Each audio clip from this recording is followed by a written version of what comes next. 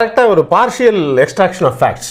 அவங்களுக்கு சௌரியமா இருக்கிற ஃபேக்ட்ஸை மட்டும் ஹிஸ்டரியில இருந்து ஒரு கம்ப்ளீட்டா சொல்லாம பார்த்து பார்த்தா எடுத்து வச்சுட்டு இது அப்படி அந்த காலத்துல அப்படித்தானே வாழ்ந்தான், இந்த காலத்துல இப்படித்தானே வாழ்ந்தான், அந்த காலத்துல அப்படி வாழ்ந்தானா அந்த காலகட்டோட எல்லா முறைகளையும் பார்க்கணும். அந்த லா வேற இந்த லா வேற. இப்ப இருக்கிறதுலாம் வந்து கள்ளக்காதல்னா கள்ளக்காதல் தான். உடனே வந்து சுபவீர பாண்டியன் மாதிரி ஆள்லாம் ஆங்கிலத்தில் கள்ளக்காதலுக்கு வார்த்தையே இல்லைன்னா உங்களுக்கு ஆங்கிலம் தெரியலன்னா அடல்ட்ரின் இருக்கு, சீட் பண்ணிட்டான் இருக்கு, இதெல்லாம் அவங்க சொல்றாங்க. நீங்க உங்களுக்கு தெரியலன்னா உடனே வந்து வார்த்தையே இல்லைன்ட்டு பாராதீங்க. எல்லா சமூகத்திலும், ஆங்கில சமூகத்தில் மட்டும் இல்ல, உலகத்துல இருக்க எந்த மூலைக்கு போனாலும் இதுக்கெல்லாம் சட்டங்கள் உண்டு, வரையறைகள் உண்டு, வாழ்வியல் முறைகள் உண்டு. நீங்க வெறும் காட்டுவாசிகளை போய் எடுத்துக்கிட்டு அவங்க கிட்ட, காட்டுவாசியில இன்னும் ஒரு சில பேர்லாம் இருக்காங்க. இப்ப இந்த திபெத் பக்கம்லாம் போனீங்கன்னா இன்னும் வந்து ஒரு பொண்டாட்டி 10 பேர் பகிர்ந்து கொண்டு குடும்பத்துக்கே ஒரு ஆள் வச்சுக்கிட்டு வாழ்றவனா இருக்கான். அதை எடுத்துனா அவன் எப்படி வாழ்றானோ அதே மாதிரி நீ போய் வாழ்ந்துக்கோ. அவன் வந்து இங்க இந்த சொசைட்டில எங்களோட நடமாட்டிக்கல, அவன் ஏதோ ஒரு காட்டுல உட்காந்து மாடை வேட்டையாடி சாப்பிட்டு இருக்கான். நீயும் போய் தாராளமா உட்காந்து சாப்பிட்டுக்கோ. உனக்கு யாரும் தடுத்தாங்களா?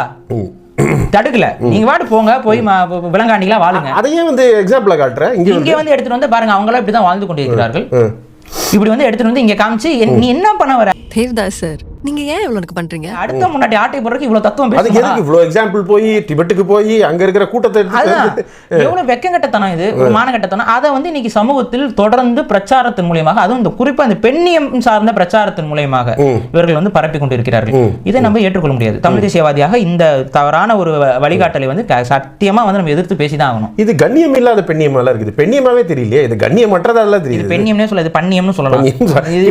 மிருகங்களும் ஒரே மாதிரி, மிருகங்கள் கூட கொஞ்சம். அதான் பாரு, என்னோட அடுத்த கேள்வி அதுதான் நான் கேட்கணும்னு நினைச்சேன். இந்த மாதிரி இப்போ நம்ம சமீபத்தில் பார்த்த அந்த பதிவுகள் எல்லாம், என் புருஷன் நீ வச்சுக்கோ, உன் புருஷன் நான் வச்சுக்கிறேன், இப்படி பகிர்ந்துக்கலாம் அப்படி பகிர்ந்துக்கலாம், என்னவோ அதை வந்து அதை சொல்ல, அதை முட்டு கொடுக்கறதுக்கு ஒரு 2-3 பேர் யூடியூப்ல கிளம்பி, ஆஹா இது வந்து இதுதான் கால பரிணாம வளர்ச்சி, பெண்களுக்கு வந்து என்ன வேணாலும் செக்ஷுவல் இண்டிபெண்டன்ஸ், செக்ஷுவல் ஃப்ரீடம், அவங்க எதை வேணாலும் செய்யலாம், போகலாம் வரலாம், இதுதான் வந்து பரிணாம வளர்ச்சி, இதுதான் திராவிடம் கொண்டு வந்தது ரொம்ப பெருமையா சொல்லிக்கிறாங்களே.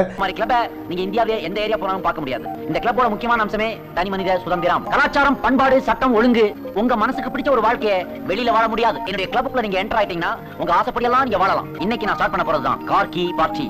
இந்த கார்கி பார்ட்டியோட முக்கியமான அம்சம் என்னன்னா, நீங்க எல்லாரும் உங்க கார்கியை மொத்தமா கொண்டு வந்து இங்க போடணும். நீங்களே குலுக்கி ஆளுக்கு ஒரு கீயை எடுத்துக்கணும். அந்த கீக்கு சொந்தமான கார் கிட்ட போகணும். அந்த ஜோடியோட உங்க ஜோடி எக்ஸ்சேஞ்ச் பண்ணிக்கணும். அவங்களோட ஆடுக பாடுக சந்தோஷமா இருக்கு, ஜாலியா இருங்க.